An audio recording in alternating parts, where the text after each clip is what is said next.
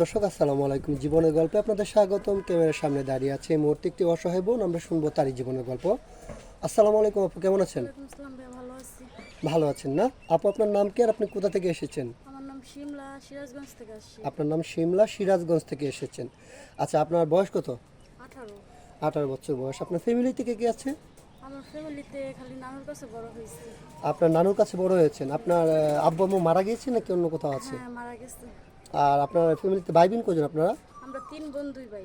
আপনি 3 বোন 2 ভাই। আপনার কি বিয়ে শাদী হয়েছিল? না, এখনো হয় নাই। আচ্ছা, আপনার ওই বোনগুলো কোথায় আছে?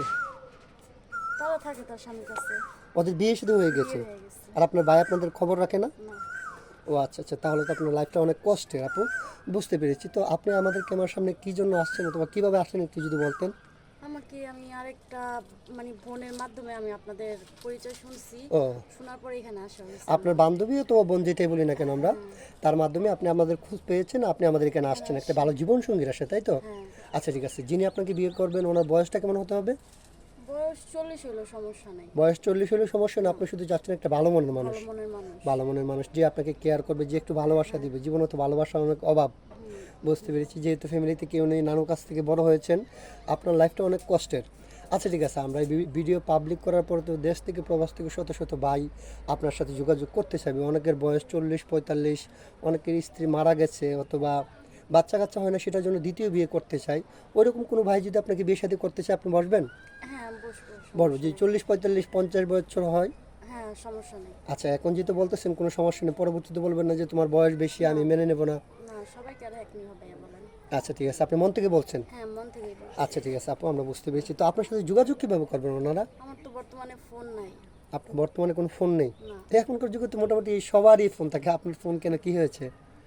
খাইয়েই তো বাঁচতে পারি না, আবার ফোন কিনবো কিভাবে? ও আচ্ছা ঠিক আছে আপু, আপনাকে এই কথা বলে আমি লজ্জা দিতে চাচ্ছি না। তো সুপ্রিয় দর্শক, এই মুহূর্তে দেখতে পাচ্ছেন ডিসপ্লেতে একটি নাম্বার। এই নাম্বারটা হচ্ছে আমাদের ইউটিউব চ্যানেল কর্তৃপক্ষের নাম্বার। এই নাম্বারে ইমো হোয়াটসঅ্যাপ আছে। যদি কোনো ভাই ওনার সাথে যোগাযোগ করতে চান, তাহলে ওনার একটা ছবি স্ক্রিনশট মেরে পাঠিয়ে দিয়ে ভয়েস করবেন। আমাদের প্রতিনিধিরা আপনাদের সাথে যোগাযোগ করবে।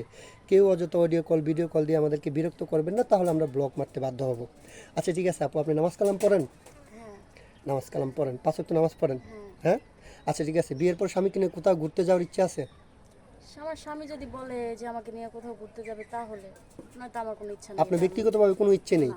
স্বামীর যে যেমন সামর্থ্য আছে তেমনভাবেই সে তার সাথে স্বামীর যাবেন? সাথে আচ্ছা ঠিক আছে, যাই। বুঝতে পেরেছি। আপনার সিঙ্গেল ফ্যামিলি পছন্দ নাকি জয়েন্ট ফ্যামিলি পছন্দ? আমার যেহেতু আমার ফ্যামিলি জয়েন্ট ফ্যামিলি নাই, আমার তো বর্তমানে আমার হ্যাঁ, ছোট ভালোই থেকে লাগে যেহেতু একাকিত্বভাবে joint লাইফটাকে family, কাটিয়েছেন, নানুর কাছ থেকে বড় হয়েছেন, এখন চাচ্ছেন যে বিয়ে শাদীর পর একটা joint জয়েন্ট family। ফ্যামিলিতে সবার সাথে থেকে একসাথে বাঁচতে চান। হ্যাঁ।